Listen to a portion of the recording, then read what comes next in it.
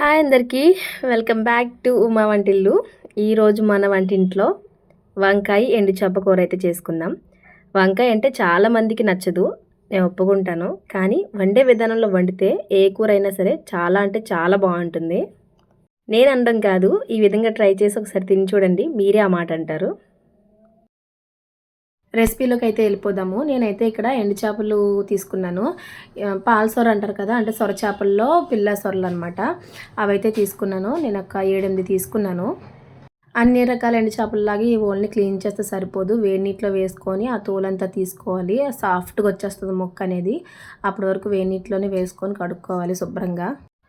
చాప ముక్కలు అయితే పక్కన పెట్టేసి స్టవ్ వెలిగించి ప్యాన్ అయితే పెట్టుకొని ఆయిల్ వేసుకోవాలి. ఆయిల్ హీట్ ఎక్కిన తర్వాత కొంచెం జీలకర్ర అయితే వేసుకోవాలి. ఆ తర్వాత కొంచెం కరివేపాకు అయితే వేసుకున్నాను. తర్వాత ఇక్కడ నేను 3 ఉల్లిపాయలు అయితే తీసుకున్నాను. సన్నగా కట్ చేసి చాపర్లో వేసుకున్నాను. సన్నగా కట్ అయినాయి, అవి వేసుకున్నాను. 2 పచ్చిమిర్చి అయితే వేసుకున్నాను. ఇవి తొందరగా ఫ్రై అవ్వాలంటే కొంచెం సాల్ట్ వేసుకోవాలి. లైట్ గోల్డ్ కలర్ వచ్చేంత వరకు బాగా ఫ్రై చేసుకోవాలి. 2 మినిట్స్ మూత అయితే పెట్టి ఫ్రై చేసుకుందాం. ఆ తర్వాత అయితే టమాటాలు వేసుకోవాలి. టమాటాలు కూడా వేసుకొని బాగా ఫ్రై చేసుకోవాలి. ఆయిల్ ఇలా పైకి తేలేంత వరకు ఫ్రై చేసుకుంటేనే కర్రీ టేస్ట్ అనేది బాగుంటుంది. ఆ తర్వాత నా దగ్గర అయితే 4 వంకాయలు ఉన్నాయి. 4 వంకాయలు కట్ చేసుకొని ఈ టమాటాలు అయితే వేసేసుకున్నాను. అవి బాగా ఫ్రై అవ్వనివ్వాలి, ఆ ముక్క కూడా ఉడికిపోయే వరకు.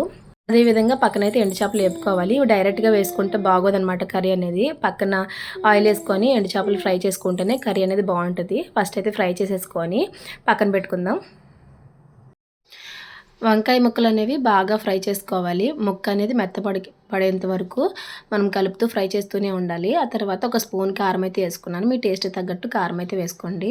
2 మినిట్స్ కారం కూడా ఫ్రై అయిపోయిన తర్వాత మనము ముందుగా ఫ్రై చేసుకున్న ఎండు చేపలు అయితే ఇందులో వేసేసుకొని ఇంకొకసారి కొంచెం 2 మినిట్స్ కలుపుతూ ఫ్రై చేసుకోవాలి. వంకాయలు బాగా ఉడికిపోయాయి కాబట్టి చిన్న గ్లాస్తో వాటర్ అయితే వేసుకోవాలి. కొంచెం వంకాయలు కాబట్టి ఈ వాటర్ అయితే సరిపోతుంది.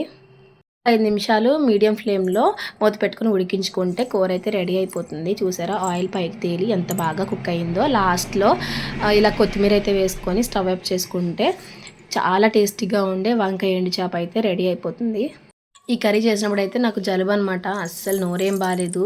ఈ కూర వేసుకొని తింటే మాత్రం నాకు చాలా బాగా అనిపించింది. ఆ రోజు 4 డేస్ నుంచి మిస్ అయిన ఫుడ్ క్రేవింగ్స్ అన్నీ ఈ కూరతో అయితే నాకు తీరిపోయి. ఇదే విధంగా ఒకసారి మీరు కూడా ట్రై చేసి ఎలా వచ్చిందో కామెంట్ సెక్షన్లో అయితే కామెంట్ చేసి చెప్పండి. వీడియో నచ్చితే ఒక లైక్ చేయండి, అలాగే సబ్స్క్రైబ్ కూడా చేసుకోండి. టాటా, బాయ్.